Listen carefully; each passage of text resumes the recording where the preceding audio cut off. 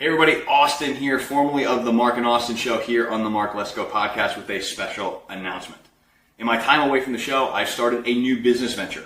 It's called the Uplift Pickleball Company, and I sell primarily pickleball paddles. And I've also returned to be a proud partner with Mark and the show. So what does that mean for you?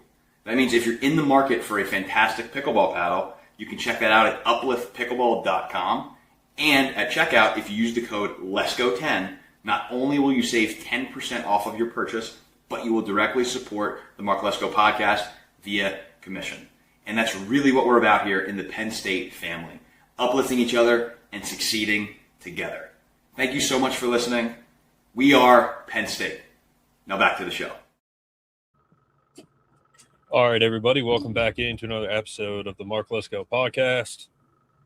Joined by a panel tonight talking Penn State Marshall pregame. Brett and I will still do something next week, but got a bunch of people on here, so I wanted to get their thoughts on the pregame too. 1 week away as of tomorrow from Penn State Marshall. We are finally almost there. Yep. It's a very exciting time. New coach, new roster, new staff, new stadium. And we're going to get into our thoughts on how we're going to do in week one. So welcome in, everybody. Aaron, Brett, Dad, George, how you guys doing? Oh, well, thanks. Good here. Hi, George. Hi, Aaron. Yeah, we're good. Hey, Brett. What's going on? Yeah, had some compliments this week from people about the show, and people like the style of our show. We don't sugarcoat stuff, so got a couple compliments this week on that. So we're gonna try to keep doing that for sure. But yeah, Penn State Marshall. We're gonna talk about like us, them, the matchup, score, week 0. So we got some games tomorrow. So to start out, real quick, I just want to show a clip. My cousin played tonight, and he suplexed a guy. So I just wanted to show the video because it's pretty funny. Oh yeah. And this kid weighed, what did he weigh, Dad? 220? He's 6'3", 220. 6'3", 220 is the kid he suplexed. Yeah. So I'm gonna play it real quick. He's number 1. He's right here. There's a better angle on the other one. Oh, come on. Oh, he plays both sides. Oh, yeah. That makes sense. Yeah, he's 6'2", 190, and he runs like a 4.4, so he's pretty fast. Oh. Yeah.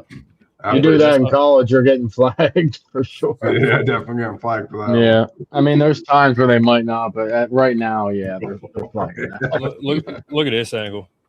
This is even better. He's right. Yeah, he's right there. Yeah. Right here. Playing safety or corner. He plays linebacker, technically. Oh, okay. I'll say line. Oh, wait, right here. Yeah.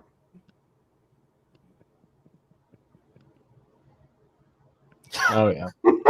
Flopped him down. That's made crazy. Him do a backflip. Was he pissed? Who, the kid? The kid. Oh, I think he was trying to, like, find out where he was, what his name was. So, Probably. Maybe but, back. Yeah, wow. yeah. So, and the legendary John Franco, he's coaching that team right now from Tyrone, so that's pretty cool. wow. I don't know if Xfinity is going to let me play this, but this is what Penn State football is doing tonight on a Friday night. Yep. Letting these kids get an experience. Mm-hmm. No, Talking to 26.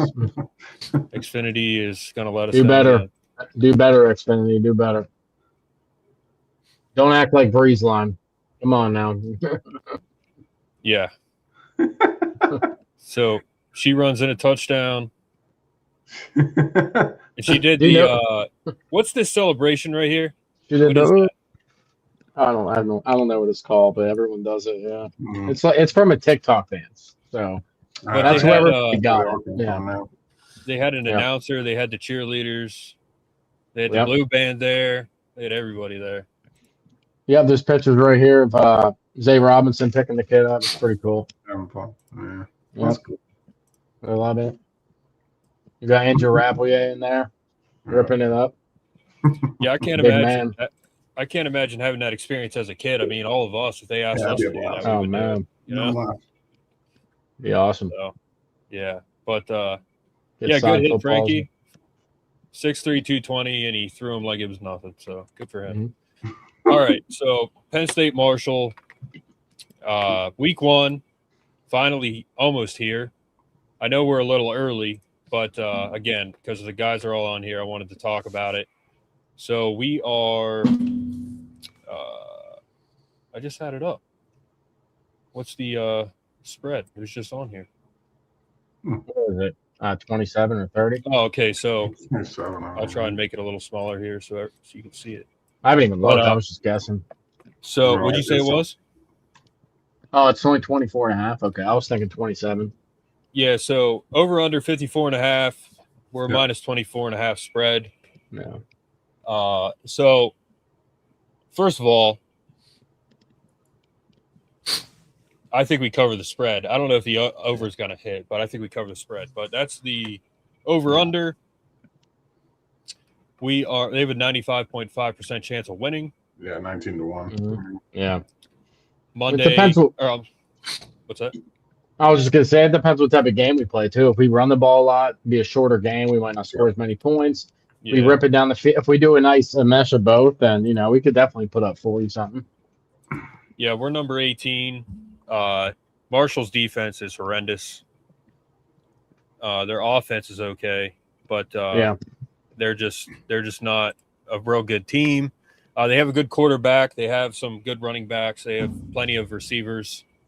Mhm. But just across the board, we're much better. So, yeah, we can start. George, what do you think about the matchup against Marshall? Well, when I looked through it today, I came up with 35-13. I'll stick with that because they want to run the ball too. They're a run first offense. Sounds like we're going to be a run first offense. So I think the score will be very low, but I think by the second half we'll be in complete control of the game. It won't be in doubt. Mm-hmm. Yeah. Their quarterback is good. The wide receivers are decent. Their running backs are good. I don't know about the line. I know it's has some upperclassmen, but it's not like they performed great the year before. So anyway, that's what I think. Mm-hmm. Okay. Aaron, what do you think? Yeah, I agree. They want to run first. I think that kind of works against them because of our size in the center. Yeah. And our linebacker depth is pretty nice now. Yeah. So I think that's probably – I don't know that we're going to run it up on them super hard, but I had something in the neighborhood of 41-10 or 41-7 on this. Mainly because if they're throwing the ball, their tight end is their big guy. That's Penn. Their tight end is going to be their main target. Yeah. Carlos, their quarterback, is pretty talented. He's a pretty good football player. So the offense is going to really run through him specifically. So they're very small at wide receiver. But they have like a couple of good offensive linemen that they managed to get. Like some of their best pickups in classes over the last couple of years were pretty much all offensive linemen, which is good for them. So I could see like George was saying like 35-13 or something, very believable, because if they're able to move, it'll be because of those quality offensive linemen they got. But really it's just a matter of can they make any space for their run game. I'm leaning to they will struggle to do that, but Okay. Brett? I'll know more once we do our show, but from what I've seen and heard, I think it's going to be hard for them to run it on us. They might get a couple couple chunk plays here or there on a missed gap assignment or something like that. But I don't think they're not gonna be able to pass it on us, because I think we'll get a pass rush going in the middle and hopefully outside. I mean, that's the biggest question this year is can we get a pass rush from the defensive ends? And I think we have the Big Ten strength. They don't, so with our weightlifting program and these guys putting weight on this off season, I see us I hope we're suffocating. I hope we suffocate. I hope Dan Lynn, I think he's gonna cook something up that's gonna be a simple game plan for week 1, but I think it's all about do your job right? It's not gonna be super flashy or anything like that. Like further in the season, once they keep installs happening, I think we're gonna change some things up and make the defense look a little bit more complicated. But right now, with the personnel that we have, with injuries this offseason and people, taking some time to get back, like the Jeremiah Cooper, I think and Zion Tracy's got something on with his hand, I think is what was going on with him. So they can wrap that up. But, tackling is going to be an issue with that if he does play. If he doesn't play, we have plenty of depth at safety and corners. I think we'll be fine. But I think overall, it's going to be hard for them to pass it on us. Like you guys said, good linebackers, good defensive tackle depth right now, and our corners are. This is a very deep room, so I think I'm looking at a score like I could see 44-6, man. I mean, if they score more than 6, that makes sense too. But I don't see how they get it in the end zone on us. To be honest with you, quite frankly, I don't. So. Maybe they catch a field goal or 2 on us. Right. I mean, maybe I'm underselling them, I mean, they had a rough year last year, so they should bounce back, but what if they don't? So if they play like they did last year, we could bulldoze the heck out of them. So True. I think we'll be able to, talking on Penn State's offensive side, like Landon was saying, like, if we put up 250 on them, I'll know that we're a good team. Like, I know we'll be a solid team this year. Now, if we don't put up 250 and we still run the ball solid, that's nothing to worry about. But if I see that we're running it down the throat enough and mixing in the pass, and I just want to see consistency. I don't want to see 3 and out, and we're up 3-0 midway into the second quarter like James Franklin's team would be. So don't want to see that. I want to see consistency. Get Kobe Howard involved, James Peoples, Carson Hansen, throw it deep to Chase Sowell or Brett Eskelson, right? I mean, that's what I want to see. Get Rapp and Bramer on down the seam. I could see that. I can see us being able to do that against Marshall. So I think you game plan to your best players, obviously, like any other game. But I think this is when you really want to start taking advantage of a preseason type of game, because that's what this technically is. Like, Penn State should never lose to Marshall, not in this day and age, not ever. So, I want to see. I think I'm gonna see maybe not dominance, but I think I'm gonna see a confident team out there, and Matt Campbell's gonna have the guys ready to go. Okay, Dad, what do you think?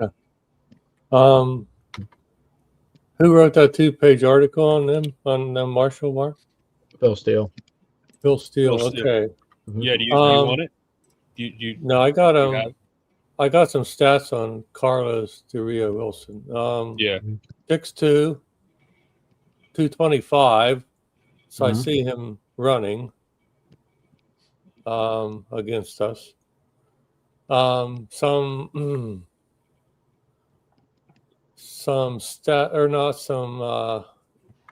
preseason predictions on him. This is 2026 Sun Belt Conference preseason Offensive Player of the Year. 2026 All-State AFCA Good Works Team Nominee. 2026 preseason All SBC First Team Selection by Phil Steele Publications. And 2026 preseason All SBC First Team Selection Athlon Sports. His 2025 stats, passing 171 of 256. 2,043 yards. 17 touchdowns. 5 picks. Rushing, 160 carries for 661 yards. And he rushed for 6 touchdowns. So is that a total of 23 touchdowns? So he's a really good, solid quarterback. Yeah. So that's going to be interesting. Like somebody said, maybe might not be passing on us, but I see him using his legs to lead his team. Yeah. My prediction now or later? We can get it later. Okay. Yeah, I mean, that's all I have is that quarterback sounds pretty good. Pretty solid. Yeah. So, you can give your score now if you want. All right. I'm going to be generous for both teams and go with 41-17 Penn State. Yeah, that's good, yeah. So I wanted to add you said 41-17. I was just going to add real quick, I forgot to say, a big matchup that we have plenty of advantages, obviously, in matchups because we're a more talented team. But I think our biggest advantage is Tony Rojas. I mean, they got Toby Payne. That's one of their best players. Who's the best coverage linebacker in the country? Tony Rojas. So he's going to line up against them. I see maybe Toby gets him once or twice, but I see Tony taking care of that. And you can also make Tony a spy. So you could do a multitude of things with Tony Rojas. He's that talented. He's our Swiss Army knife. You could set him on blitzes. I mean, I can see him. And then Caleb Bacon, he could be a spy too, if you want to keep Tony for the coverage. So, I mean, that's something. Caleb Bacon's a good rusher too. So I think that's obviously your best game plan is you keep Tony Rojas for Toby Payne and whoever else is a mismatch and have Caleb Bacon spy or a Cam Smith come in, whoever, right? Like, I think that's your best game plan for this guy because if you do that, I trust Aldavian Collins and Darius Dixon on the outside.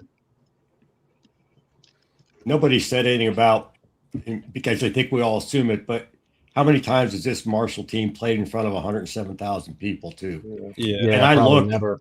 And I looked. There aren't a lot of tickets, so it should be pretty full. First game, Matt Campbell, it's going to be packed. Yeah, it should be. Yeah, it should be very. And they're cheap. The tickets are cheap because it's Marshall. Well, cheapish.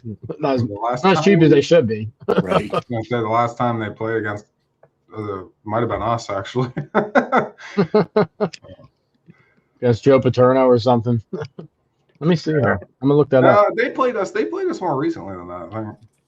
In the teens, maybe. Let's see. Marshall.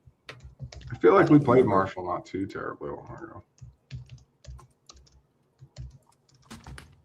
I'm looking it up now. Maybe I'm thinking of one of the other schools. That might have been. I might be thinking Ohio Bobcats. But. Yeah, that's Ohio you're thinking of. The last time we played Marshall was 1930. Yeah, it's definitely the crazy, man. Yeah, we were probably pink and black then.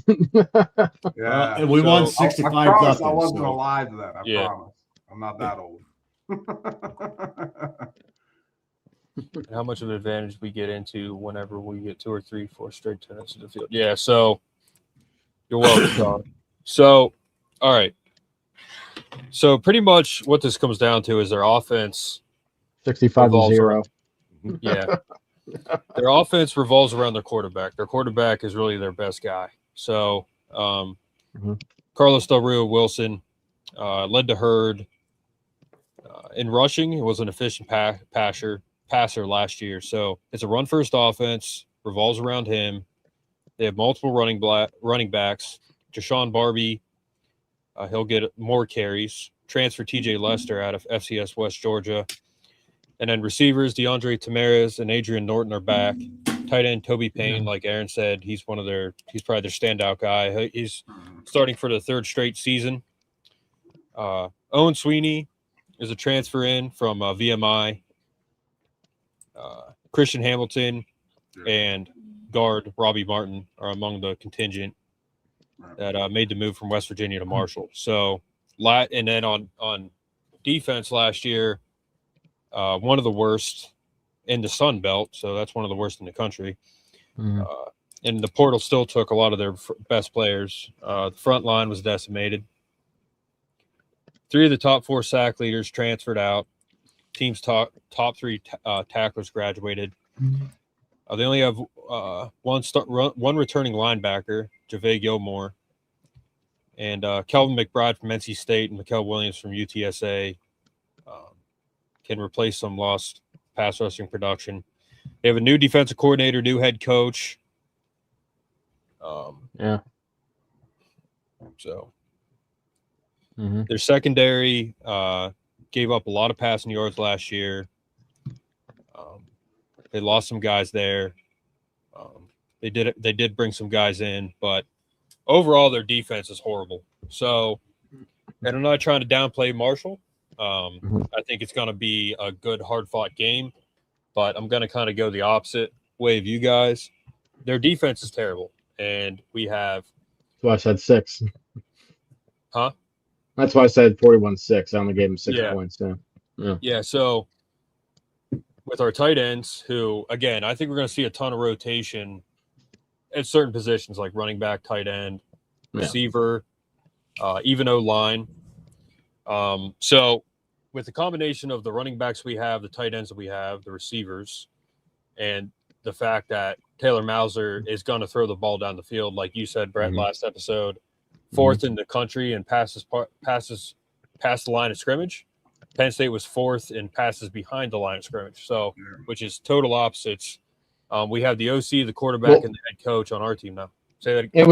It was Penn State was 4th in passes behind the line of scrimmage. Iowa State was 4th on the lowest rate of that. So they threw it down the field. Lowest rate. Exactly. I mean, last year we were, I think, 94th in the country in passes of 20 or more yards. It was pretty bad. If you don't call them, you can't complete them. So and jet sweeps with Trevor Pena. After the 8th time, you might want to do something different. But so we pretty much have the total opposite on this team now. So with the combination of the best linebacker in college football, Tony Rojas, who was really good before he got hurt last year. I mean, our defense, again, I don't know how it's going to do because I heavily factor in who we're facing. So I don't know how the defense is going to do. We do still have some injuries on that side of the ball, unfortunately. But with the combination of how bad their defense is and what we have on offense and the fact that, again, quarterback, OC, and head coach all together, and they have a whole new roster totally. Some are Iowa State guys, some Penn State guys they took the best of both. Really, they did. And now they're on this team playing in a big stadium against a team who, again, hasn't played in front of a crowd like this. It's going to be loud. I'm going a little north of what I truly think will happen, but I have to go with this because I've been calling for it for months. 52-17 is my prediction.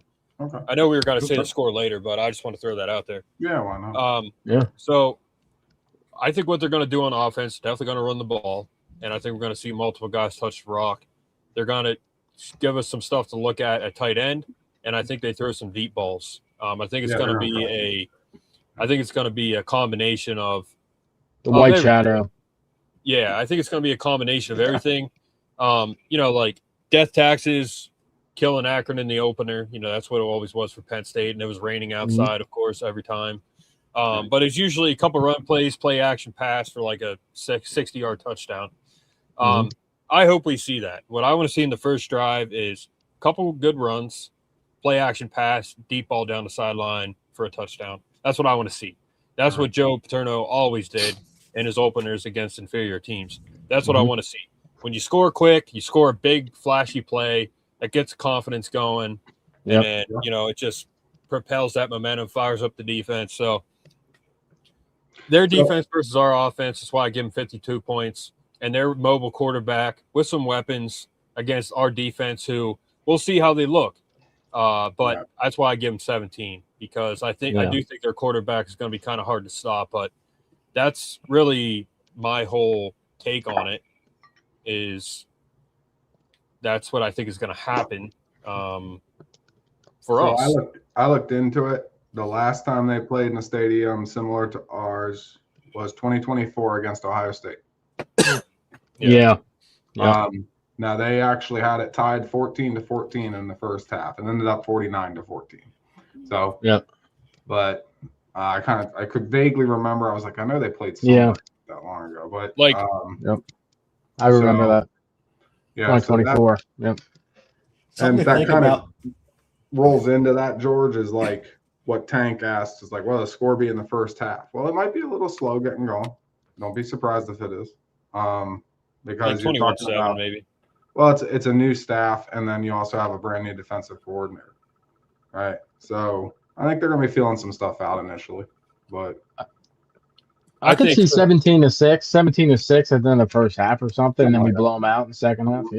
Yeah, because our backups, when they come in, we're going to be running the ball, and I think the young receivers are going to get some touches too. So Marion even Jackson's our backups down the field. I think we're going to have like multiple people score, but and again, I'm factoring in the fact that Matt Campbell's teams typically aren't high scoring, but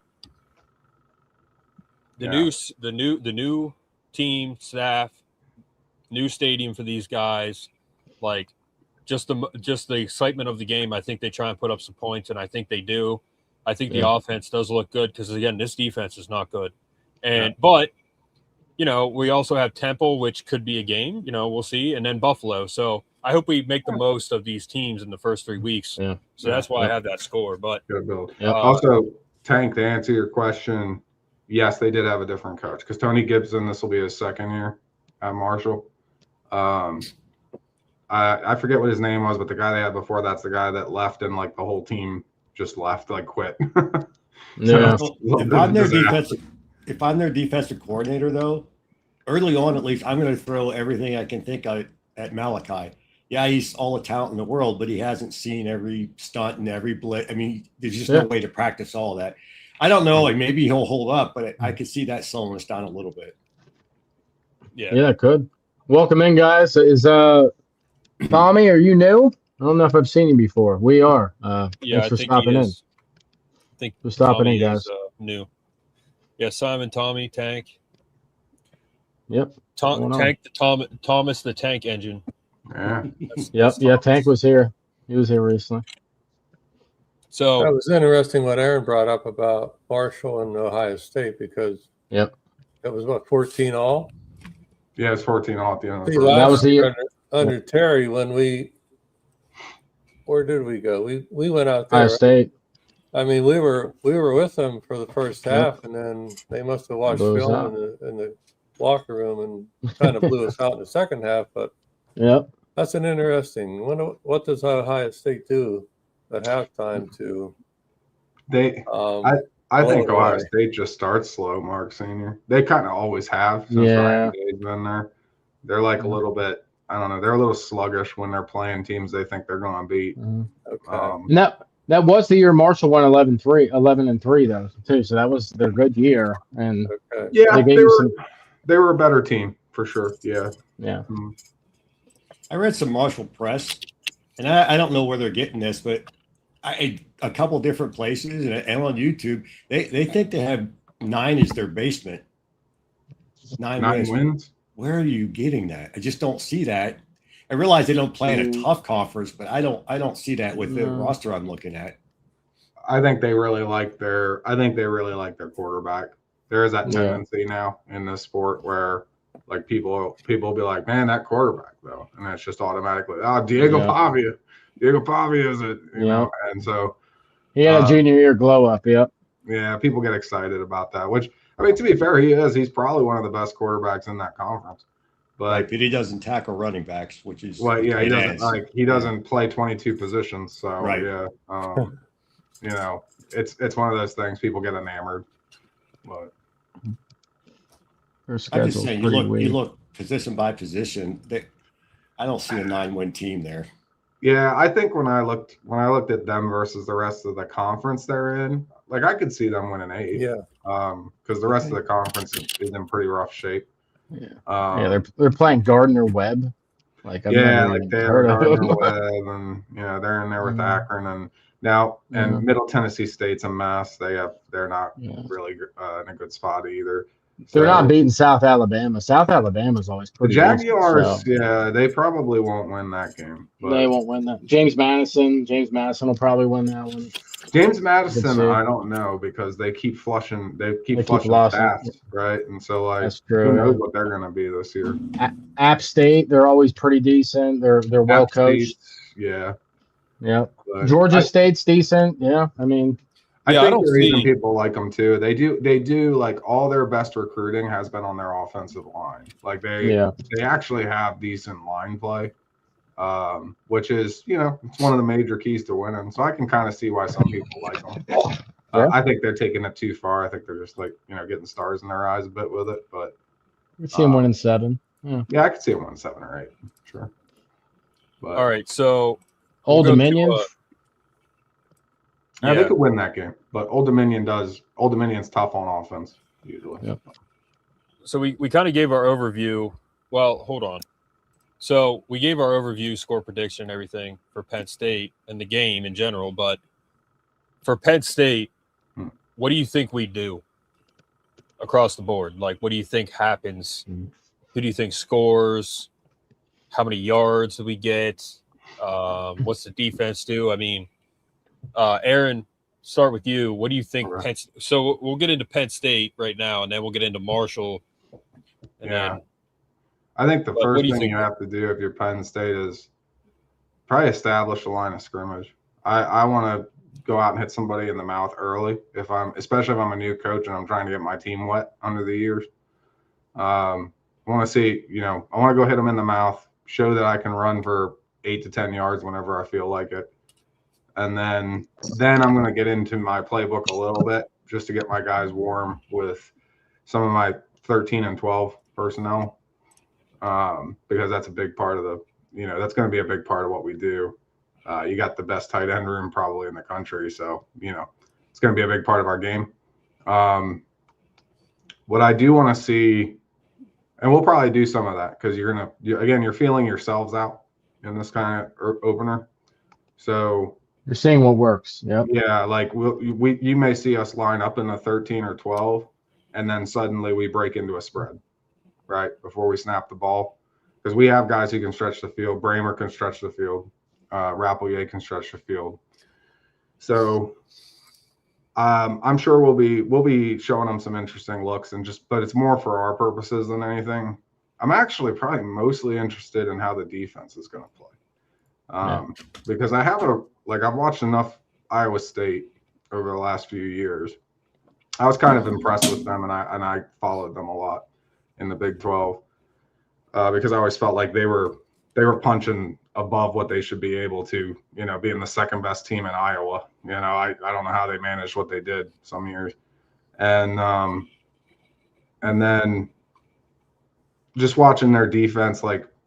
I don't know what D'Anton Lynn's defense is going to look like at Penn State because I know what it looked like at USC, but USC was a very different, he had a really different roster than what he's dealing with now. So I think the defense is going to be really interesting to see how we feel that out and what we're coming at them with early.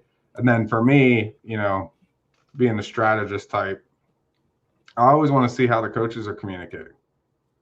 So on the sidelines, one of the things I always criticized with our previous staff was it always felt like they were not communicating well on the sideline.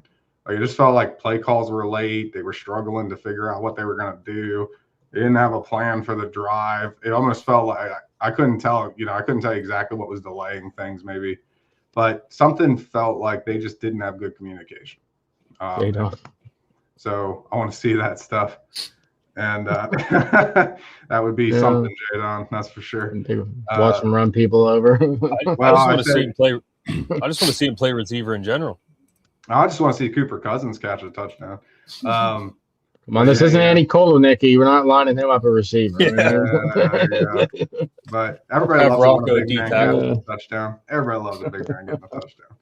But yeah, so I think we'll try some. We'll be trying things on offense, but I kind of have a decent idea what our offense is going to look like, just because I've seen a lot of what Iowa State likes to do in the past. It's more defense that's interesting to me, honestly. I really want to see what happens with what D'Anton Lynn's going to do with this cast. I also think people are a little underplaying our defense. I look at that defense and I'm like, granted, like I get like you're kind of like, is Max Granville going to step up and be the edge? Like what's happening with that? But like, man, like our secondary's kind of stacked. Oh yeah, there's a lot of good players in our secondary, and our linebackers we haven't had a consistent set of linebackers like this, and it's been a long time. Like, because you think like guys like Caleb Brazina, we didn't have guys like that in the Franklin era. We just never had them. So I'm excited to see what they do, particularly at the second level on the defense, because that's where, like what you were talking about, Brett, where you suffocate teams. That's where you really suffocate them. Is in that if your second level is just impassable, the middle of the field's gone. They can't use them. And if they can't use the middle, they just run out of options. They're either pushed to the sidelines or they got to try and run up the middle. And if the middle of the field's 1,500 pounds in weight. So good luck doing that. Right? And good luck being Tony Rojas on the edge, because they're not. So I'm really interested to see what D'Anton Lynn's going to do with the defense. But yeah, that's my take on it. Yeah. I just want to say this real quick. Like the other night, me, Brett, and Mike Kresovich, we gave our confidence levels. I gave our offense an 8, and mainly because of the coaching, like OC, head coach, quarterback. Defense, I gave a 6.5, 7 in terms of confidence because, Brett, why do you think? You said it because of like the injuries and stuff, right? That's why you were saying it? Well, they have a new coach. No, yeah, they do. Yeah. So like Aaron just said, you don't know how D'Anton Lynn's defense is going to be. I hope it's not like a scrap defense where it's like very conservative. No. I don't think it will be. Yeah. I think it's going to be a good mix. Yeah. Even Brent Pry was too conservative. Yeah. But it really does start up front. Like I don't think it's going to be suffocating like Manny Diaz defense, but up front, for me, is the biggest question mark. Like, how do our D tackles do, our defensive ends? We have good depth, but we don't have a ton of depth. Like we have Ezeagu, we have McPherson, we have Granville, we have Kamaju. But at D tackle, I think it goes pretty deep all the way down to Liam Andrews. So, George, what do you think Penn State, is there anything that stands out to you that Penn State will do that you think, might happen in the game? Oh, well, if your level of confidence, I have a higher level of confidence than you have with the defense, because you listen to the players, and I heard Rojas say it, and I can't remember the other ones, but Tony Rojas said they could go to Lynn and say, hey, this XYZ thing you're doing is not, we can't do that, or it's not working. I know it didn't work like that with last year. So I have more confidence in the defense because they're going to get them in the defenses that they're comfortable with. You got to be comfortable to be playing downhill, right? Right. I think the offense, great running backs, right, 1 through 4. You got great tight ends. You got good wide receivers. I have a pretty high level of confidence too. And Beck's his 5th year? Mm-hmm. Yeah. Yep. So, I mean, he's just got to not throw dumb interceptions, and I think we'll be fine. Yep. I agree with that. My confidence level, guys, when we talked the other day was 7.5 for offense, just because, there's a lot of these guys didn't play in spring ball. Yeah, they got the same coach, but I just want to see it to believe it. And I do believe it. I think the offensive line is going to be a strength, as a couple games get rolling. Running backs, you said 4 deep. Receivers, I think we're good, but if the injury happens, what do we look like after that? That's what I'm saying. Like the depth at receiver, if somebody gets hurt and the starting 3, that's where it gets kind of like, that's a question mark. So 7.5. I mean, confidence level going into Marshall for offense, I feel really good. I just mean like for the season, 7.5. Yeah, that's fair. And then the defense, I actually have an 8.5 because Dan Lynn's a good teacher, and like you were saying, like I think he's not going to do something that the team is not comfortable with.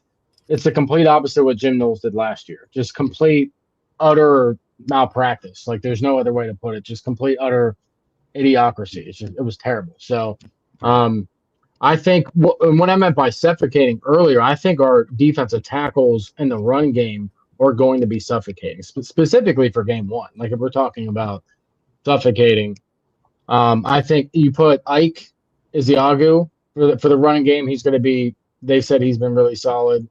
Max Granville said he's been working on all off season.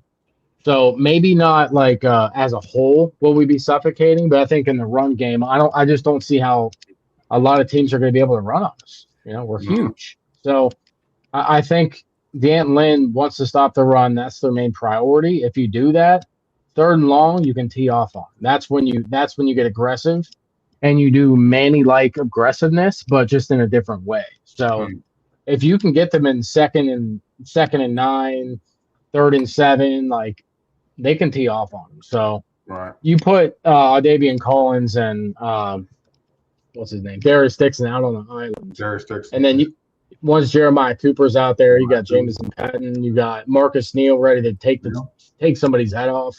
So I don't know. My confidence level on both sides is good, but for some reason I just think we have more depth on the defensive side. Like if you take, I agree, yeah, and that was my thing is because I've had some people ask me like, do you feel more confident in the defense or offense? I'm like, well, the coach situation I get defensively because you're not sure what they're gonna do, but if you're just talking about the roster, I would actually argue I'm more concerned about the offense than the defense because we are not super deep at quarterback, so an injury there could be devastating very quickly. Right, like Alex Mansky, I think can do the job if he has to step in, but he's had issues, and so you're worried about his health. And then wide receiver, I actually wasn't too worried about because I see a lot of potential in our guys as they stack up there. Like, yeah, you're looking at Chase Sowell and Kobe Howard and those guys at the top, but Brett Eskildson is great. I think he'd be fine. You can put him in there and roll. I think even Keith Jones, he could be really good. There's a lot of potential there. I'm more concerned about like if we start getting injuries on the offensive line and the quarterback, like that could become a problem quickly, right? Yeah. Well, yeah, but what team goes into the season saying we'll be great with our 3rd string quarterback, right? I mean, I guess nobody today. Right. Not yeah, that's true. Alabama a few years back, yeah. I'm just saying. To answer Kathy real quick, Kathy, I think that maybe not in the first game, but in the first 3 games, you need to put enough on tape to where they have to act like they have to defend it. So you don't want to just not do anything on film because, well, at the same time, then the defense wouldn't know how to defend you if you don't put enough on film. So I mean, there might be a 2 ends on that sword, both sides. So, but I think you do need to put some stuff on film so they have to act like they have to defend it. Sure. Yeah, I don't think they're going to be vanilla. No, I don't think so. I think it's got to kind of be, they're not going to bring out a game plan that they're going to use against like Oregon or USC or Ohio State. But I don't like people were saying that last year. Like, are they keeping it vanilla because it's inferior teams? It's like, no, they just weren't good. Yeah, exactly. Yeah. No, I think they show plenty. I think they show plenty. But and the Kathy, thing is too, J-Don's so right. He just sucked. Because it's kind of a myth that teams do that. I think it's something fans make up because if you talk to any coach, they'll be like, well, player confidence matters more than anything. So you're going to play whatever, you're going to run your play sets to get everybody confident and working into those play sets. Because if I'm really good at something, you can't stop me from doing it. Like, go ahead, try. To be fair, J-Don, us fans, we couldn't have imagined how moronic the play calling was on offense. So that's why we thought they were holding stuff back. There was no explanation for it. So we were full completely, all of us. Yeah, I was struggling to understand what was going on there. Even somebody's 80-year-old grandmother in the stands was like, "What the heck's going on out here?" It's like if an alien was flying, if a spaceship was flying through the air, and everyone's like, "No, that was just a meteor." It's like, "No, that was a spaceship." It's like, "Oh, yeah. Okay. Well, we didn't see that."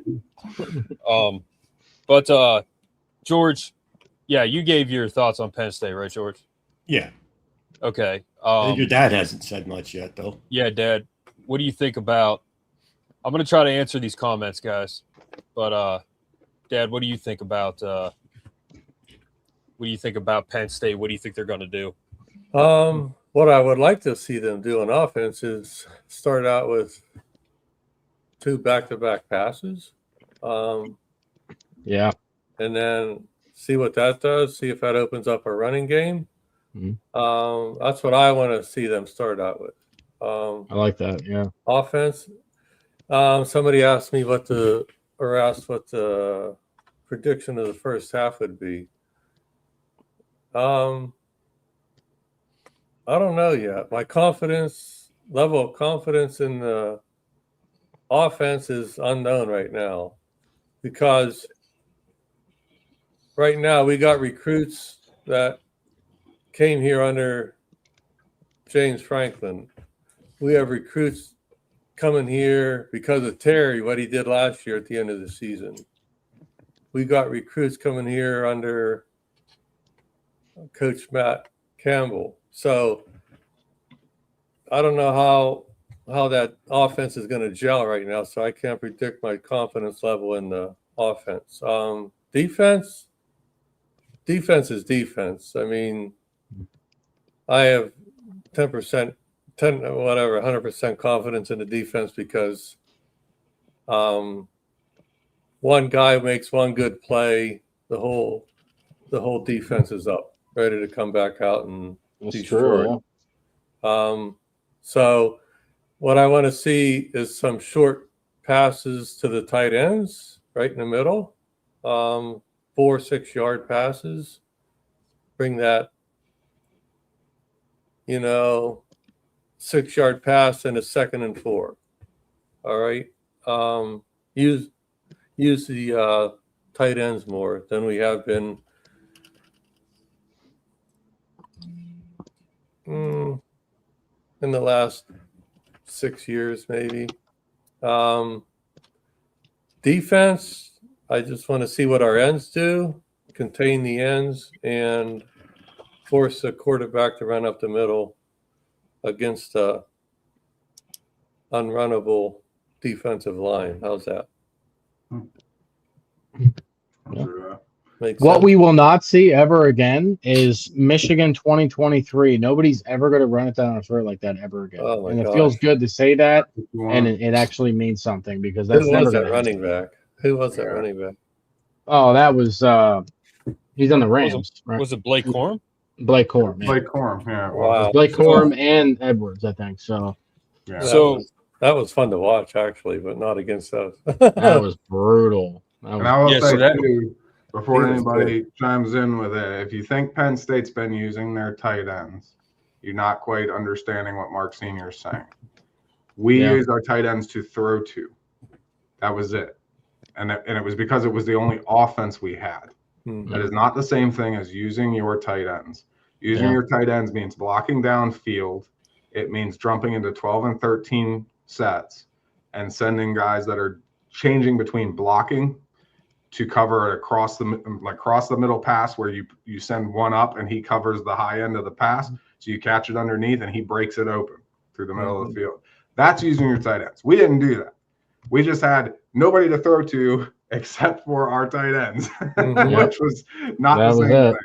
Yep. No one could cover Tyler Warren, so it worked. Right. We had a really good tight end. Yep. And Jadon, to answer your question, I've watched that. The film guy on YouTube, he's pretty good. He broke down Rocco Beck, and that was he likes Rocco Beck a lot. He said this dude can sling it. It comes out of his hand like it jolts it. It's a quick release. He likes Rocco Beck a lot. So and for good reason. Rocco Beck is an excellent improviser quarterback. He fits into that same mold as Brock Purdy did for them years ago. And he can make some really, really great plays. And I think, another thing that's kind of refreshing is we have quarterbacks that actually fit the system we're going to be running. Yep. We're not just grabbing guys because they have star calibers on them, right? So I don't think you have to look much further than asking one of the coaches over at Pittsburgh what they think about the previous organization's management of quarterbacks. So, yeah, definitely want to see that. Mark, did you watch I told you about it. I don't know if you saw it, the Rocco Beck film network guy. Yeah. Yeah, you watched. It was good. Yeah. They do good work. I mean, tight end also, it's almost like a screenplay. He blocks for like 2 or 3 seconds, releases them toward the quarterback or whatever, and turns around. He's basically 3 or 4 yards down the field already. Yeah, you can do so many things with that, where it's like you can do screens that way, where he comes up and fakes a block, hits a guy, and then switches to a screen. And when you got a big guy like that, I mean, that's 10 yards, real easy. Like that linebacker's already off of him. There's nobody his size at the next level. So there's a lot of great things you can do, and we didn't use them that way in the past. Now, looking at the way that Mauser runs his offense, we're going to see a lot more of that, moving things around and giving you matchup situations that are favorable for the offense, which is just, I mean, that's football 101, right? Like get me lined up with somebody who can't take me, and I'll do the rest, right? So that's putting your players in a position to succeed, right? Well, what I will say, just real quick, everyone needs to remember that defenses are always ahead of offenses at this point of the season, though. Yeah. So I agree. Everything about the tight ends or wide receivers, their backs, but defenses are always a step ahead. Now, hopefully, our talent will wipe that out next Saturday. But Taylor Mauser's 2-point conversion bag looks like it's solid, dude. That 2-point conversion against Cincinnati was real nice. If you go back and watch some of the Iowa State tape, it is funny. It's just, again, it's like I'm gonna line up. You have a guy who's 5'11" right there. I'm just gonna put a 6'7" dude on him. Have fun. Yep. Like, he's done. One-handed catch. There it is. Doesn't matter. I just use one hand. There's just nothing. Sometimes, like you see them line up, like the K-State game when they got K-State a couple of years ago, and it was like, oh, this is over. Before the play was even snapped, I was like, oh, they got it. Yeah. It's like, yeah. So. Mark, you want to move on to Marshall?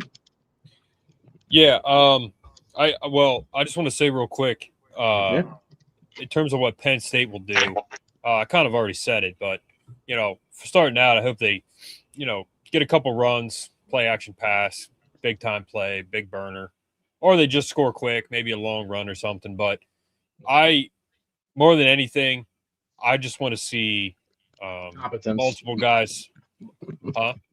Competence. Yeah, I just want to see competence. I want to see multiple guys touch the rock at running back. Get our tight ends utilized.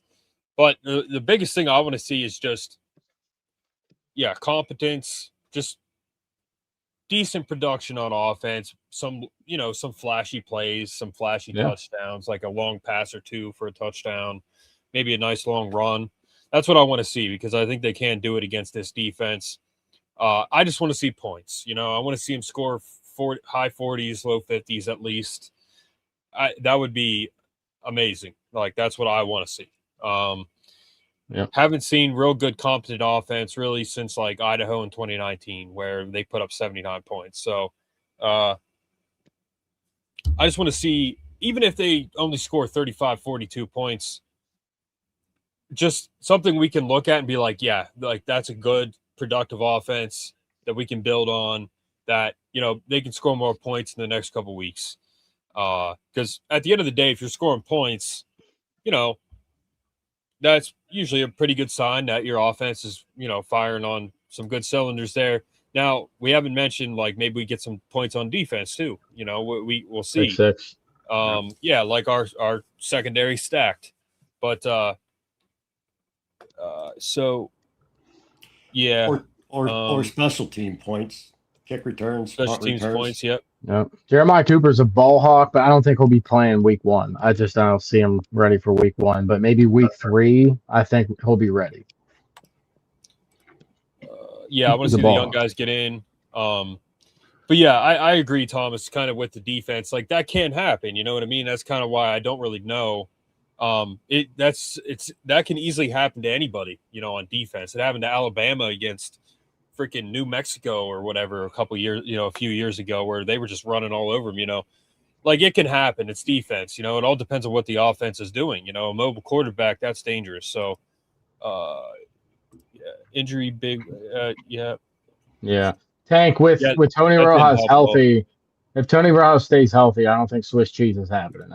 That's why we looked really bad last year. Yeah. We didn't have particularly with running quarterbacks, right? That was our big problem. Well, first of all, we had Dairy Queen on offense and Jim Knowles, who like lived in a cave, you know, outside of the football facility. So didn't talk to anybody. His schemes took 10 years to memorize.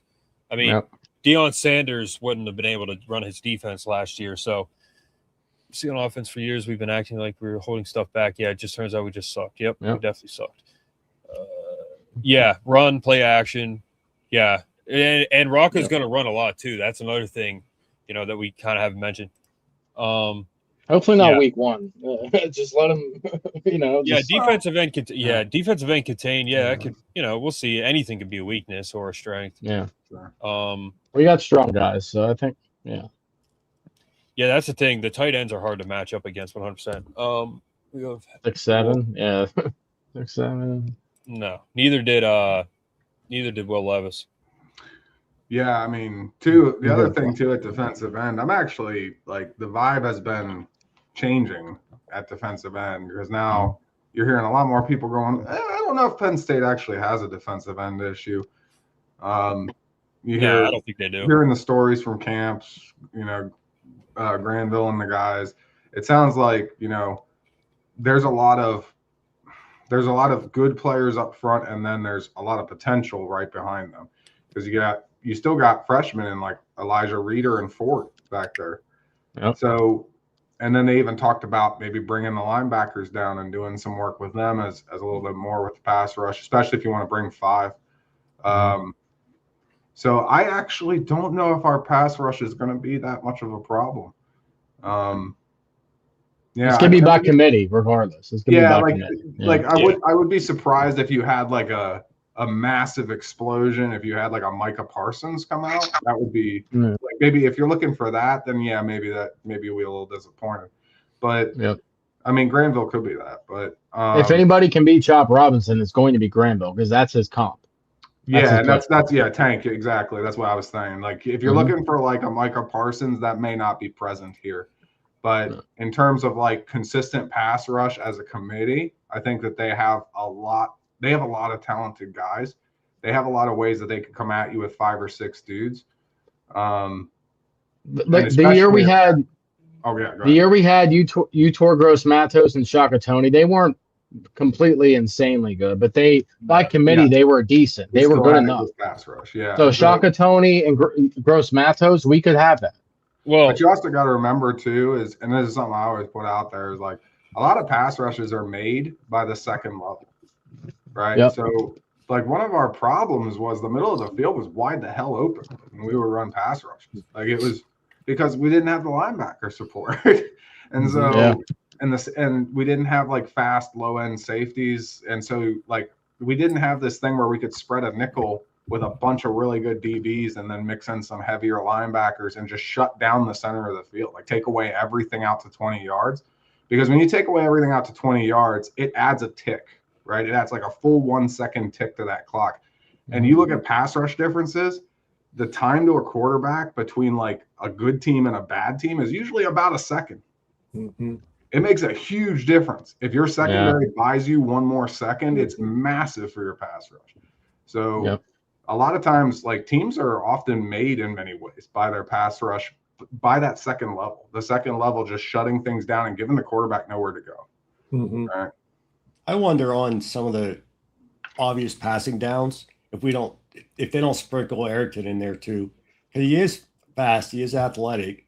I don't know how he'd hold up going against the tackle, but maybe they can blitz him from somewhere, scheme him to the quarterback. Loop blitz. I think we I think we see Jackson for week 1. There's no redshirt rule. I think he's going to play a few snaps. It'll be interesting to see if they, because he also has, 4 games that they can do as a freshman. No, there's no redshirt rule at all. That's right. Now we're 5-5. Right. Yeah. He could play. He could play every game, and it wouldn't. It'd be fine. So, like, I think he'll get a few snaps against Marshall. Yeah. We'll see. Yeah, and I wouldn't be surprised if you even see some Elijah Reeder, especially. Dude, yeah, that'd be great. When you get into games like this one, right? Your openers and stuff. If you're up, 35-3, and it's middle third quarter, might be time to get the young guys some reps, right? Yeah. So, and that may be like I even said, like some people were like, "Oh, we got to beat them by like 50 points." I'm like, we may not do that simply because we put the whole second team in for the last, quarter and a third or quarter and a half. Yeah. Yeah. Saquon does still have eligibility left, Jadon. Yeah. Yeah. Tank,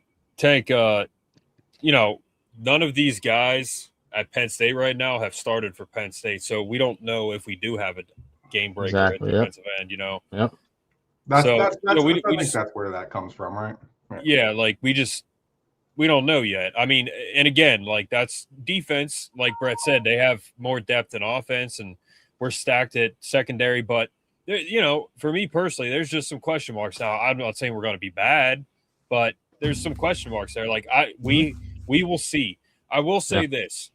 If we can contain this mobile quarterback in this game, that's a very good sign because he is good. Yep. So, yeah, absolutely. Also, Max Granville, guys. He's going to Virginia Tech, Saquon.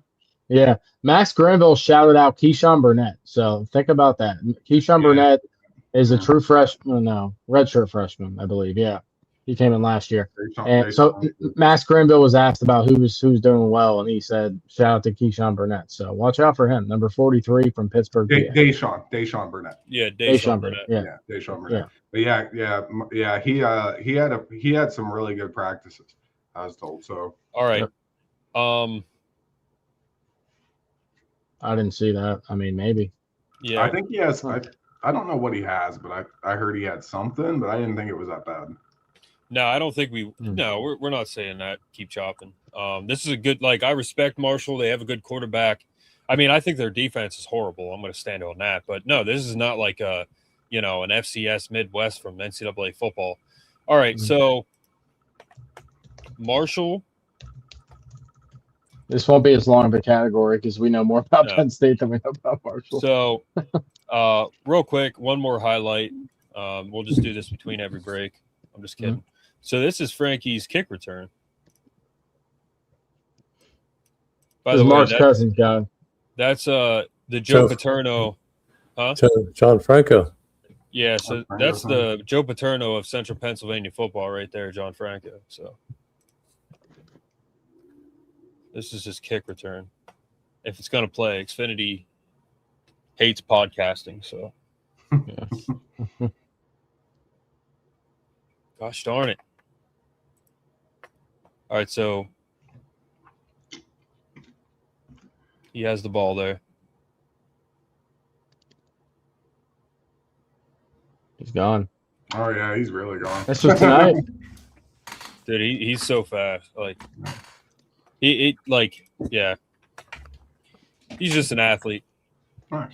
But for you recruiters out there, 6'1", 6'2", 190, runs a 4.5. So send him a letter. All right. So Marshall, Anybody want to say anything about Marshall? I mean, we kind of So from what I'm looking at last year, like you said, they like to run the ball. So this is the thing. They ran for almost 200 yards a game on an average. That was good for 21st in the country. But you got to look at the competition and who they're playing. I personally think, and what we've been talking about, I think stopping the run will be a strength of the team. I think, our pass defense should be very good too. But I personally think with the linebacker core and the depth at defensive tackle, there's no reason we should allow Marshall to run for 200 yards, right? So I think their specialty is our specialty.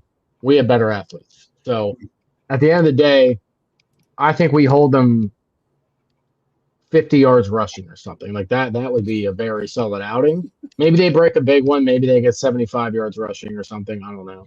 But their specialty, they're going to be forced to pass, and we're going to tee off them. So that's what's going to happen. They're going to be forced to pass. It's going to be 3rd and long, like I was talking about earlier in the show, and that's not what they want, right? That's when somebody becomes one-dimensional. I don't care what team you are, Ohio State, Oregon. When you become one-dimensional, it's very hard to stay ahead of the sticks. So I see us suffocating their run game. Like I said, like you said, the quarterback, if he can make some plays, they can go down the field a little bit, but I just don't see it. It's not going to be able to keep up. Because if we see them, if something works for them, Dan Lynn and the defensive staff, they're going to be like, nope, we're switching this up right now. The game plan is flipping on its axis. So, yeah, like I said, I think we're going to be able to stop the run pretty well in this one. Give me 1 interception, 1 fumble recovery at least on this game. I think that's a pretty good prediction. I mean, like you're not going to bet that on every game, right? But for Marshall, I think that's pretty bold. Give me 2 turnovers. That's a pretty good outing for the defense to start off. And this isn't going to be at our best. This is us just trying things out with Dan Lynn and the whole new culture and the whole new team playing together, the chemistry.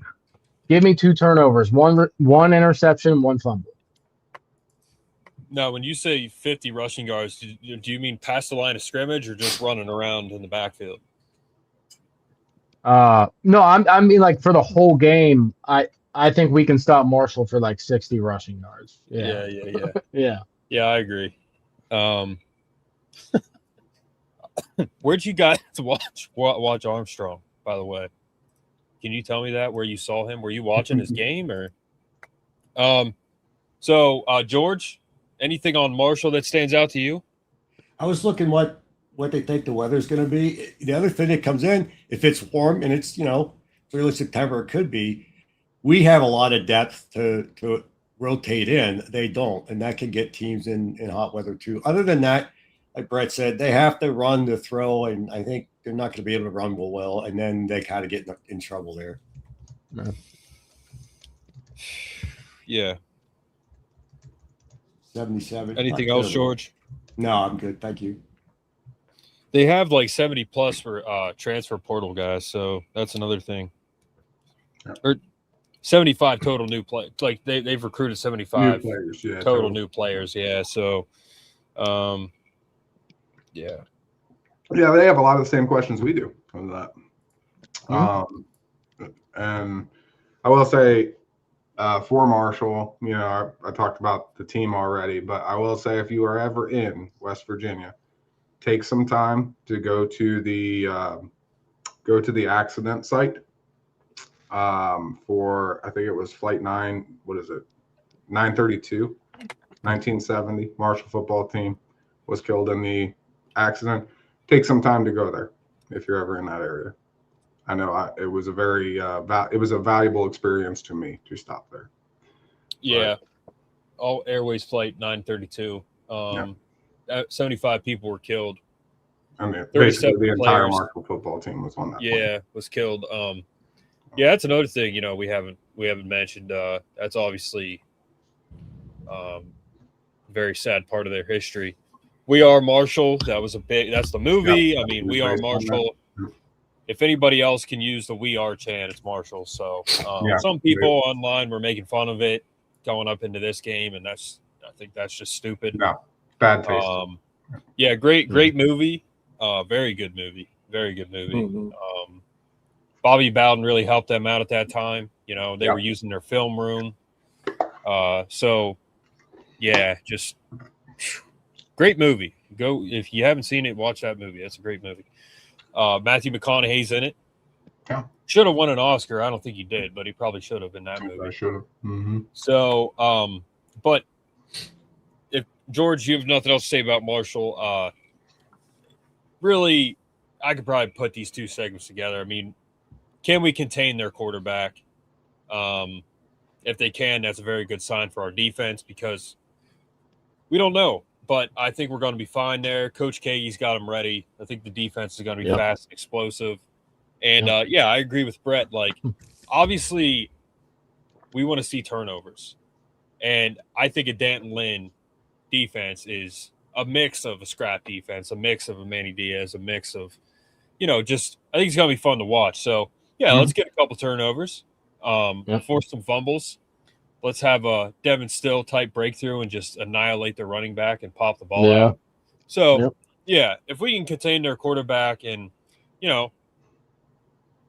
just be efficient on offense, there's really just not much there on their defense that stands out to me that we should be able to do what we want against this defense. So,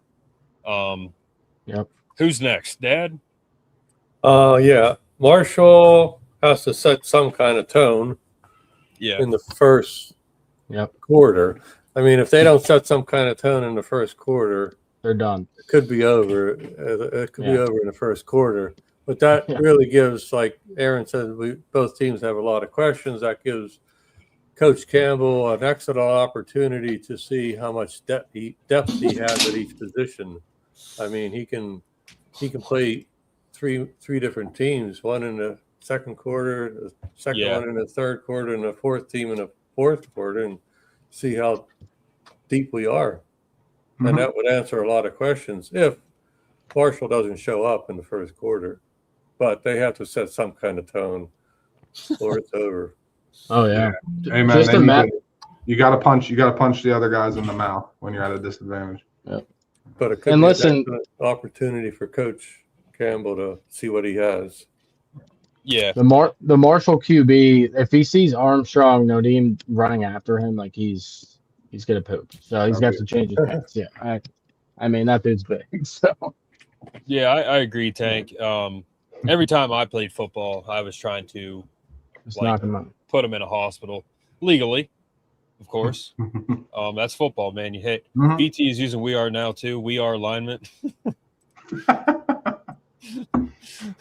Yeah, your president and AD were both fired after 40 years of service. So yeah, there's some sort of alignment going on down there. And he's still not happy. I sent Mark an article. So Franklin, they got everything they wanted, and it's not enough. He's building excuses right from the beginning.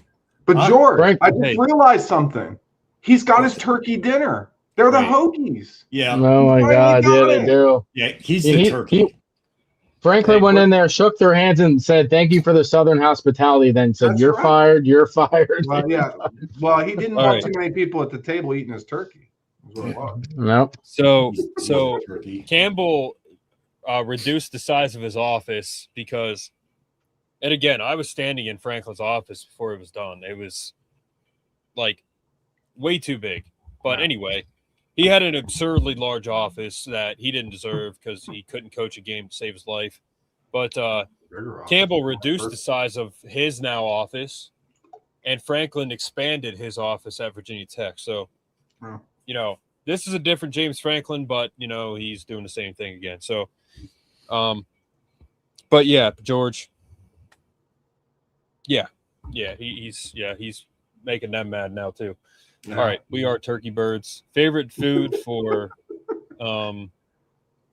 Thanksgiving? It's never roast Buckeye because we never beat him, and it's now roast Hokie. Yeah, he is building himself a bigger office. But all right, who's next? Anybody? So Marshall. Randy Moss went to Marshall. Yeah, he did. Yeah. And he played at Seattle. No, he played for the Vikings for most of his career, and then the Patriots and the Raiders. Yeah. Okay. Yeah, he had good. Really good. He had hold on. Yeah, I feared him when did we ever play him? Speaking of Thanksgiving. Nope. Yeah, we didn't have to play him when they had Randy, thankfully. Speaking of Thanksgiving Day, he had 3 catches for 163 yards and 3 touchdowns. Every catch was a TD. Wow. Every catch was a touchdown. Yeah. You ever see that, Dad? No, I knew he was good though. He was crazy. Oh, he was elite. Crazy good. I like watching him. 3 catches, 163 yards, and 3 touchdowns. Isn't that crazy? Wow. But with the Patriots, they had an NFL record, 50 touchdowns. That was like he was just there to be there, you know? Yeah. That was when they went undefeated. He was the main receiver on that team, the undefeated team. Yeah. Until the Super Bowl. Yeah, and so did Byron Leftwich, played with a broken leg for Marshall. Yep. Marshall is a respectable program. Like, I don't think anybody can say they're not. No. Yeah, they are. But Sue Paterno has been around the program. Yep, she was giving a speech. Oh, yeah, his office only gets bigger so he can get filled with more hot air. Hey, Jared Rice is a GOAT. Yeah. Moss greater than Rice. No. Ooh. No. Bird, LeBron. That's Yeah, saucy. dude, that's not even close. Bird is way better than LeBron. That's saucy, man. Yeah, I do think Randy Moss, arguably the best receiver of all time. No, I think that's fair. I wouldn't fight you on that. So, Sue Paterno, I was told by a very reliable source that is very close to her. He said, she's an elephant. She doesn't forget anything. She's definitely a very smart young lady, and she's still going at it. Yeah, she was giving a speech to the team this week. Yep. She's so bigger. You talk about someone who's been through it all, and all she does is just help the community. That's all she does. Yeah. So, all right. So, score and week 0. We already gave our score pretty much. There's Phil Steele's book, magazine. Yeah, again, 52-17 is my score. Brett was 63-0 or something like that. No, it's 44-6. 44-6. I'm 41-7. I'm sticking with 35-13. Yeah, and that's Landon had like 35-13 or something too, George. Oh, did he? I didn't listen. A lot of people are predicting like 35 points. I mean, and again, if they look good, fine, but I hope they score more than that. Dad? 41-17. Yep. 41-17. Generous. Pick you over. Yeah. I think 41-17 is 24-point spread too. You're bang on, Mark Senior. Yeah, because they had a 24-point spread for the game, and I got us covering. Yeah. Somehow they pull out 2 touchdowns and a field goal, but I got us pulling to James Franklin and covering. Yeah. Yeah. Chopping, man. That's savage. Don't take them lightly, but 64-3. Come on, man. Ouch. 64-3, I'll take it. 6-4. Yes. Oh, no. I told my nephew I was doing a podcast and sent him a picture, and then he tried calling me. I was like, "Yeah, I can call you here when I'm done, bud." But as if you're still up, but can't talk right now. I think it's gonna be 3-2. That's the final score. 3-2. That would be something. Possible. Iowa versus Minnesota in 2009. In the snow. Oh. Yeah. Remember that 3-0 game against Miami and Steelers in what was it, 2007?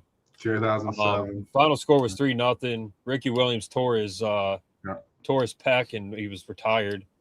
I was watching that game on my grandparents. They didn't have ESPN, but it would pop up a gray screen and it would like move up and down, you know? That's how I watched that game. Oh my gosh. That'd have been the most miserable game ever. With that added to it, just the most boring game in the universe. Yeah. Yeah, we were out at my grandparents' house, and they got like the basic channels, but ESPN you can still see it. Like I said, it was just great, and I was watching the game, and I remember like when they hit that one punt and it stuck in the ground. Yep. Like the screen went down when they kicked it and it hit the ground and then it disappeared and it came down and it kept sticking to the ground. I'm like, is the screen frozen or is it like stuck in the ground? It was stuck in the ground. Yep. Like that's how bad the field was that day. Yeah. Not just that, Tank, but watching in Technicolor and 4:3 aspect ratio. That was the life. It was 6-4. Yeah. 6-4. Kirk Ferentz was crying. So we won. He was crying for joy. That was a defensive battle. It was right up his alley. All right, guys. So week 0. So if we take the highest score 52 and the lowest score 6, then we'll take 52-6. It was that 6-4, yeah. That's basic math. We just combine them all together. Our score is 52-6. All right. North Carolina, TCU tomorrow. Oh yeah. In Dublin. San Jose State, USC. USC's got to score 88 points. The best game by far is Virginia and NC State, though. I can't wait for that one. Bo Perbula against CJ Bailey, dude. That's a quality game. Look at his spread, 38. That's crazy. I mean that, and you figured that would happen. The TCU the North Carolina game is just interesting because Bill Belichick has to go coach. Yep. Yeah. You know what's funny? Massachusetts is a 29.5 point underdog to Rutgers because they're literally the worst team in football. Yeah, that's crazy. Yeah, they might get. That's relegated tomorrow. Oh, it's Thursday. But North Carolina, TCU, USC, Virginia, these are the games that stand out to me. Jacksonville State, North Dakota State, that's a good game. Florida State, 7. UNLV, that's UNLV, Aaron. Actually, they could make the playoff this year. You know, don't sleep on that game. UNLV Memphis. Both of them are probably decent candidates to be the rep for the group of 5. So that don't sleep on that Memphis UNLV game. That may actually be a pretty ridiculous game. Mm-hmm. Yeah, it is 100%. Yep. Oh yeah. Yeah. I guess the Iowa's quarterback's looking good. That's what the Iowa behind the scene guys are saying, that their quarterback looks good for once in their entire lives. Yeah. Yeah. Well, I mean, didn't they say that though about what was his name a couple of years ago? Yeah, they did. So we got to maybe take this with a grain of salt, but I was going to say, yeah. Define good, Iowa. Good for us. Yeah. On the scale of one, on a scale from suck to decent, where is he at? Yeah. On a scale of like, I don't know, Big Ten versus the MAC, where is he at? you guys have any thoughts on like North Carolina, TCU? I'm going to the fair tomorrow morning so I can get back for the games, but North Carolina, TCU, USC, Virginia, and Florida State, UNLV. Those are the 5 games that I'm really going to be, keeping an eye on. It's a great way to end the night too. UNLV. What's the coach's name again from ESPN? Memphis. Oh, Dan Mullins. Dan Mullins could be over there. Yeah. He's one of our guys. Dan Mullen. Yep. So UNLV is actually a good team. Like they have a good team this year. Oh yeah. So is Memphis. Yep. Yeah. Kayvon Lee was on UNLV last year. Yep. Yeah. So how much does Mike Norvell lose to New Mexico State tomorrow? Any ideas? We'll lose on a last-second field goal. Catastrophe. That would be a catastrophe. Hey, George, do you have any thoughts on the games tomorrow? Well, I mean, I think most of them are not great games, to be honest. But yeah. J-Rod, what's up? Dude, I think Virginia NC State's gonna be close. Yeah, that's gonna be an interesting game. Yeah. Dan, do you have any thoughts on them? Yeah. No, I didn't. UNLV, they got a new coach, right? Dan Mullen. No, well, kind of. Yeah, he was there last year, right? At least last year, right? Yeah, no, Dan was there. I think Dan's been there 2 years now. No, it was last year because the year before the guy went to Purdue. What's his name? That's right. Went to Purdue. Yeah, that's right. Forget his name. He's a good coach. Yeah, he went to Purdue, head coach. The UNLV coach 2 years ago had a really solid year with them, and then Purdue hired him. Odom. Okay. Odom's his last name. Oh, that's it. Yeah. What's his first name? I don't remember. Chris? Something Odom. Yeah. I think Florida State. Do they play it right? I think they win that game. New Mexico State. Yeah. Yeah. God help them if they lose that game. But so their quarterback is Jackson Arnold, UNLV from Auburn. He was named the starter. Yep. Yeah, and they had 10 wins last year. Like they did really good. UNLV. Yep. Dan Mullen killed it, and they had. Yep. So last year, Anthony Calandria, I can't pronounce the name, but he went to Nebraska. Then they got Jackson Arnold from Auburn. So, there's some turnover there, but yeah. Barry Odom? Let me look. Yeah, Barry. It's Barry Odom. Yeah. Barry Odom. That's it. Yep. That was it. They went to Purdue. Yep. Got it. Yeah, and their defense is expected to be better than last year too. So, UNLV is, that's a good game for sure. That's it's the closest matchup of the day, other than maybe I think that's going to be the best game of the day, honestly. Yep. So some of the most underrated jerseys too. UNLV, I like those. Yeah, yeah. Mark Gronkowski. Yeah, we couldn't. Stop him to save our life. Yeah. He ran like a 4.7, and we made him look like he ran a 4.3. He's gone. They have somebody else. They got the guy from South Dakota State. That's who they got. Yeah. He has a Skowski last name though. It's got the same name. It's another ski. It's another ski at the end. Yeah. Watch Jared's score will be like the exact score, just because he just commented that. I'll nail it. Yeah. I think. Oh, he did it. Yeah, 38-10. Jared's at home right now. He's got like beakers. He's got formulas going. He's running stats. He's like the AI is turning away. Yeah. He's watching Drew Aller film right now while he's on the show. He's watching the Pirates game, just thinking of a score. Memphis with Huff, white PSU commit. That was a rapper. Memphis with Huff and that white PSU commit. That was a rapper. Yeah, Memphis has there was a guy from PSU who rapped, I guess, in his spare time. Oh. That they have. That's on their team. What's the blackmail? But Norvell probably knows some dirt on the FSU leadership. I mean, he would have to, as he still has his job. Well, I mean, what he really has is like a $60 million buyout that they can't get out of, like we could. That's what he's really got. What was everyone saying last? I saw a Steeler fan there at the fair, Jared. He had a Steeler hat, 90 watt, Steeler shorts, and he has Steeler sneakers on too. Unbelievable. I should have took a pic of him, but he was the fan, Jared. Well, Jared has Steelers pajamas, Steelers bedding. He has a Steelers car. Sneakers. Get some Steelers sneakers. So you want to know a weird story, Mark? Yeah, they do have those, like those Steelers sneakers, like officially, like you can buy them.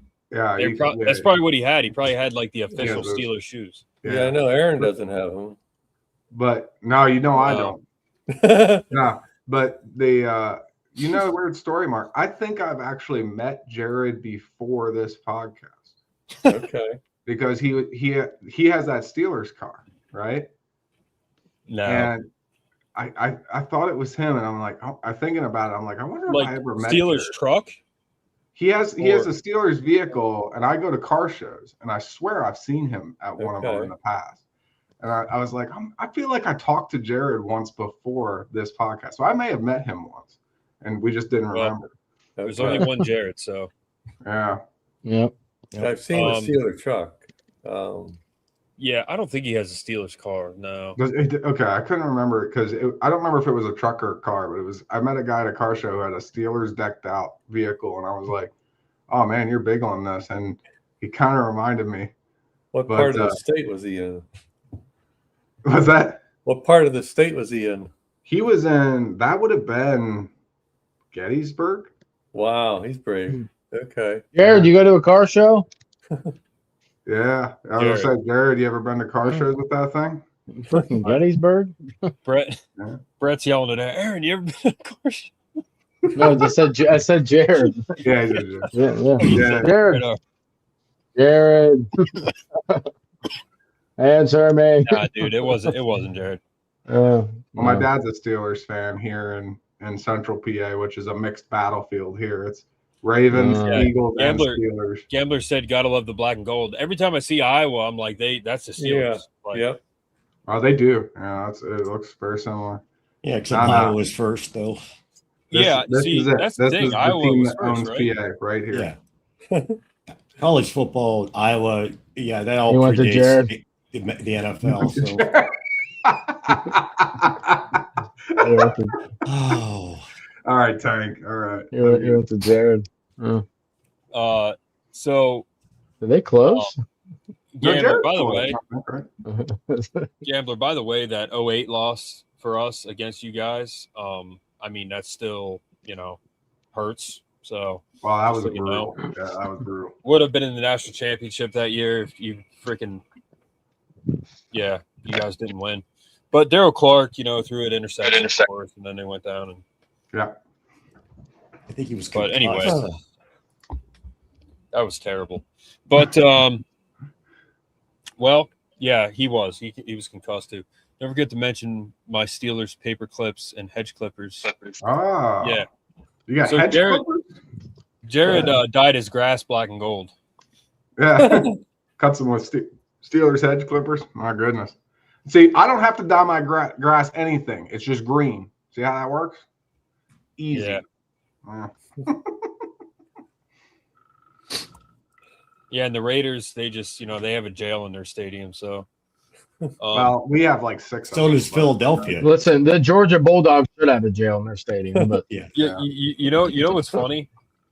The Raiders have an actual jail in their stadium, but the Eagles, they just put some dynamite in the wall and made a bunch of jail cells because they need them every game. That's not.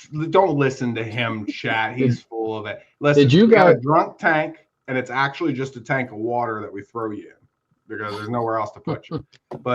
And it's actually, it's pretty rough. But also we have garbage collectors because people like to throw shit. Did you guys see those jail cells that Columbus, Ohio, the Ohio State Buckeyes are putting in at the end of their end zone? Those look freaking awful. They're supposed to be like premier seating. Like you won't be able to see anything. They have like a house, like a little house, and with patio seating. Yeah. Why? That's why do you have that? Can live there, dude. Why do you have? Why do you have that like on the field? Like that's so weird.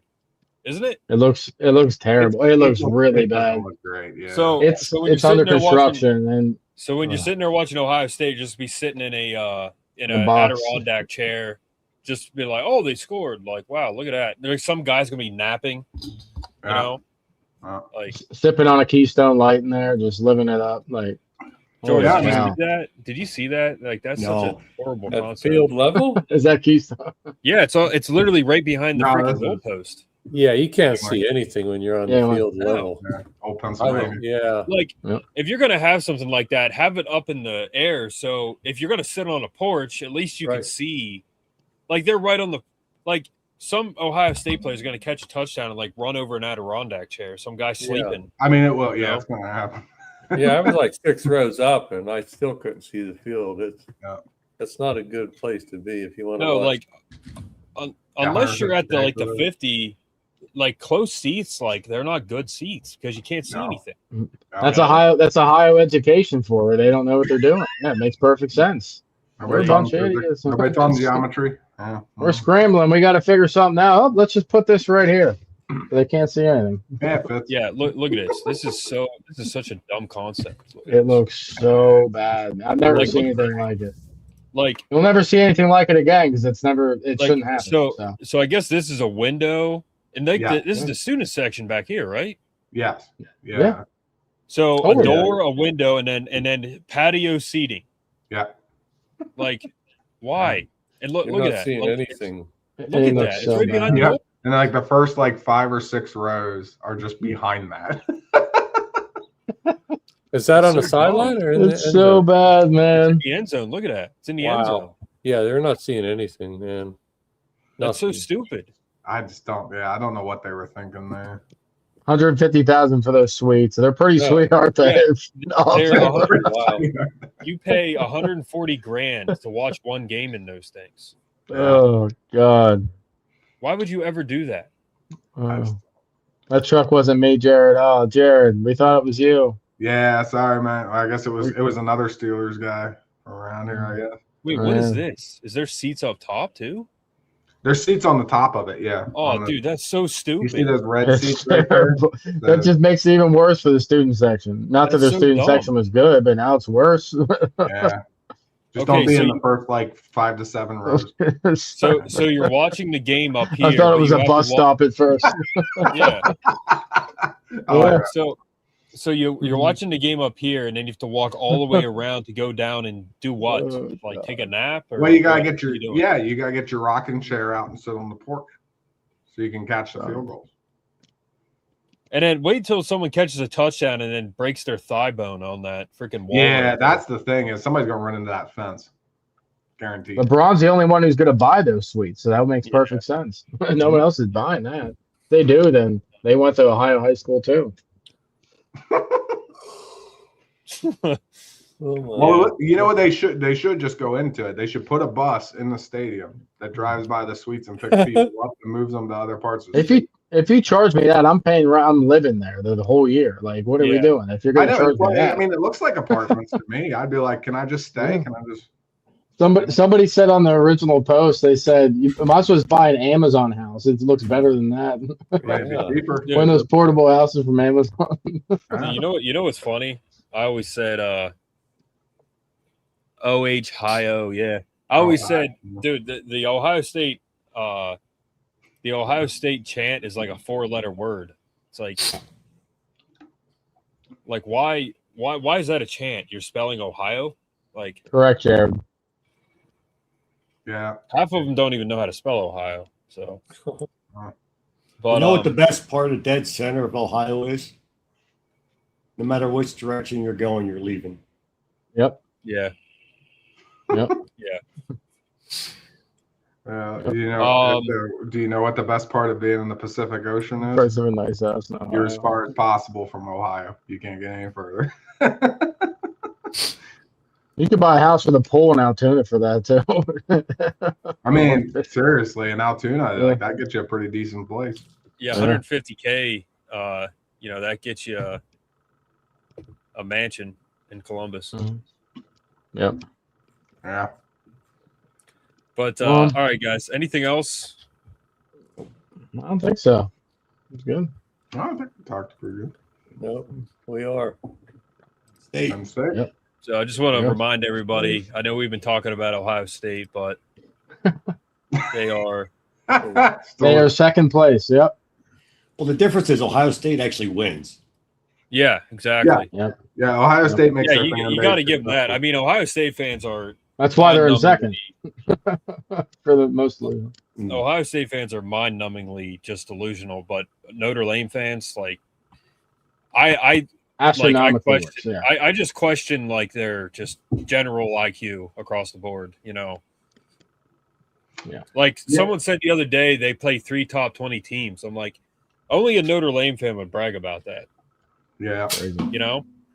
BYU. Also, DGen, you guys are allowed to because you have that really cool turnaround with the kids in the hospital thing going on in Iowa. Iowa, like, I don't have a problem with Iowa, man. Like that game when they were making fun of the hurt players, like that's stupid. Yeah. But Iowa in general, like that's they're a respectable program. I mean, Kirk Ferentz is a good coach, so I think they're. I actually want to go watch a football game in that stadium because that's a pretty cool stadium they got. Yeah, it's very loud there. That's for sure. Yeah. Yeah. And those suites, you know how they get into the stadium? They walk through the tunnel. Chopping, I'm telling you, man, so when I used to come home from the Army, when I lived in Tennessee, I would go north into Ohio through Cincinnati and back through Pennsylvania. Columbus was the only place along the way that I was like, I freaking hate going through this place because it's this, like, the town is not like Cincinnati is actually kind of nice to drive through. Columbus is just a dump that stretches for 14 miles. Like it's crazy going through there. And it's the one spot, and like the rest of the state is like, it's a flat highway pretty much the whole way. Mm-hmm. But man, Columbus was always a disaster to go through. Like I hated going through there. But, I used to have to travel there a couple times a year for work. Oh, do you? I've been lucky enough to never have. I've been fortunate that I've never had to go through there, and I never will. So I'm very fortunate that I get to stay in Pennsylvania. Yeah, well, I have a buddy who lived in Columbus who came from Pennsylvania State University, and he had the misery of being the Penn State fan in Ohio. So he got his little girl that they just had a few months back. They got her all Penn State stuff just so he could be the guy. He's like, nope, I ain't about it. Forget your Ohio State. Yeah, So, like North Philly, pretty much. North. No, you're right. It's true. Yeah, North Philly. Hey, listen, I ain't gonna pretend that this ain't a dump. Like, yeah, it's a dump over there, but it's our dump. Did I? When I went to Philly, I liked Philly. There's a lot of Penn Staters there, but I was in the city. I was in a very nice part of the city. I was in this really nice apartment complex. You found a nice part of Philly? Where? So, Aaron, do you know where that Cupid Northeast statue is? You know where that Cupid statue is? Yeah. So that was right outside our window. I was in that part. That's admitted. Like for Philly, that's pretty decent. Yeah, but Northeast, like there's some parts that are decent. There are, but the thing is, like as soon as you get into Reading, it's just houses that were built in the 1700s and nobody maintains. Yeah. So I'm going to tell a quick story, then we can jump off. So Columbus, I used to go to the Arnold Classic every year because I did bodybuilding. I was an athlete for a supplement company, so I went to the Arnold Classic every year. Like Dad knows, I've driven 7 hours through blizzards to go to the Arnold Classic in Columbus. And I like Columbus. Like I liked it. It's like it's a city vibe, like, some good food there and stuff. I liked it, but I'm from Central PA. So, but the one year we go and, you talk about Columbus, the convention center was like, I don't know, 3 miles from where we parked. So we drive in, it's me and my buddy. We're in this little Mercedes Benz. My buddy from Scarsdale, New York, like fancy, comes from a fancy part of New York. Drive in his little Mercedes Benz. We park in this parking garage. And I'm getting dressed and I'm walking. We're downtown. We're like walking through, I don't know what part of Columbus. Like it was not a good part of Columbus, towards the convention center. And I looked down and I had Penn State sweatpants on. And I was like, and then I looked at my shirt. I had a Penn State sweatshirt on. And then I had my Penn State trainer backpack on. Like I look like an athlete from Penn State walking through Columbus in February. It was freezing cold, and I'm like, oh God, like I shouldn't be wearing any of this, but that's all I had to wear at the time. So, and my friend, and then as I was looking at my stuff, my friend looked at me, and then he like did a double take. He's like, "You're wearing all Penn State stuff right now." I was like, "Yeah, I didn't do it on purpose," but yeah. Survived. Yeah, I survived. So. Yep. I got a rep. Luckily, that was the James Franklin era, and they knew they were never going to lose to us. So thanks. Yeah, I was gonna say they just didn't care at that point. Yeah. All right. Anybody else have anything to say? Yeah, I'm good. I'm good. Thanks. I'm good. By the way, Arnold Schwarzenegger's post-workout shake. I just read it yesterday. Oh. It's protein shake, almond milk, cherry juice, this tart cherry juice, wow. an egg, and a banana. All right. Oh, interesting. So if you want to look like Arnold, just drink that. Just drink that. If only it were that simple. Yeah. All right, guys. Thanks everybody for coming on. Yeah, Steelers fans are obsessed, and Panthers, they suck. All right, guys, we are Penn State. Penn We're going to State. beat Marshall. And 41-6. At least. 17. Yep. We are Penn State. Have a good night, guys. Good night. Good night, guys.